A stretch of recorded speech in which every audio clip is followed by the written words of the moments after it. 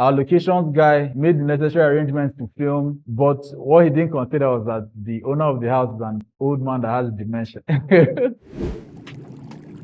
Hey guys, this is Ebuka. They call me Mr. Producer anything, they call me sexy, they call me your daddy. I'm hanging out with family, trying to break down one of my favorite works.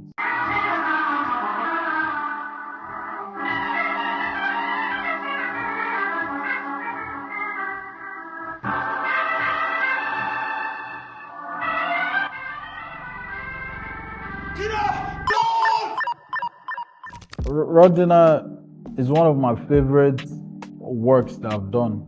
Actually, a short film for a Nigerian artist called Santi. I don't know what I was doing, but I was probably in my house, and then Santi hit me up and was like that he wanted to do Raw Dinner and that I should pull up. So I went to his place, and in his place he was telling me about the idea for Raw Dinner. To be very honest, in that moment I was like, huh, nigga, what the fuck? The idea for it was very out of this world. I didn't make sense of everything in that first meeting, but what I left the meeting knowing was that it was a project that I definitely wanted to work on. A demon slayer with a young girl that was a sidekick, you know, and then they would discover another girl with powers and all form this like trio that goes around slaying demons. Like, bro, I'd never heard anything like that before. So I was half interested, half confused, but I knew definitely that was something I wanted to work on. What I really liked about Raw Dinner, just going into it, was the fact that it gave me an opportunity to do things that I hadn't done before as a producer. The very first thing you see in this video is the poster of this missing child. And that's very important. Like, it's something that you can easily miss it, but it's very important to the actual story of what happened. An interesting thing that happened on this day is this wasn't the house that we're supposed to use. Our locations guy made the necessary arrangements to film at another house on this street, but what he didn't consider was that the owner of the house is an old man that has dementia. So by the time we came to shoot, the guy had forgotten that. He then had to look for another house on that same street, and this is the other house on that same street. So immediately we came there, we just started doing like some little set design, adding this pillow, adding this thing, this, and maybe I think this plant as well, you know. But yeah, this is like one of my favorite parts of the film as well.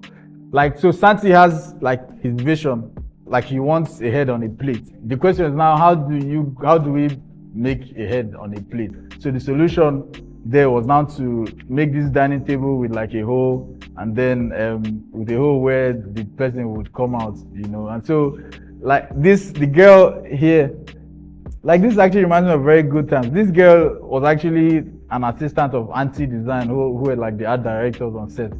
So like we're pretty much just pulling people from behind the scenes and say, come and put your head here and let's make you the Raw Dinner or whatever. When you open, it's not enough to just see a head, but like the look that she has on her face, like how her eyes are like bulging, like it has like a really creepy feel to it. And yeah, this is one of my favorite things as well. So this is another scene where they go out on another night of demon hunting, and the villain this time is an old haggard witch who cooks and eats children. So here we have two children who she has kidnapped for her consumption. We had actual children, as you can see, and like the set design of this place took reference from everything bad and everything our parents told us not to play with. When we came to this location, we actually saw a bat that had died and like dried up, and we kind of incorporated the bat, you know. So all these things were to kind of make the scene as scary and creepy as possible. The actual expressions that they had on their face, that wasn't acting, bro. They were legit petrified. And like this particular one, his mom had to like be right behind the camera, just like encouraging him that everything was going to be fine, because the witch looked so scary.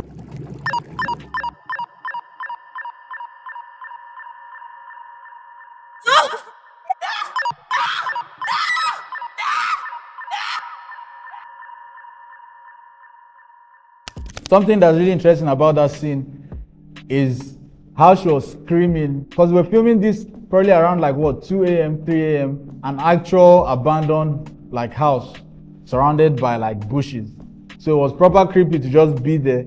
And then we kind of had this girl with like with blood all over her body, just screaming. And bro, like that shit was so scary. I remember Jennifer, one half of Auntie Design, she like left the place and went out because she couldn't just be there. It was like too creepy. Now that I think back on it, I think it's really incredible that we're able to do all of this in just 2 days.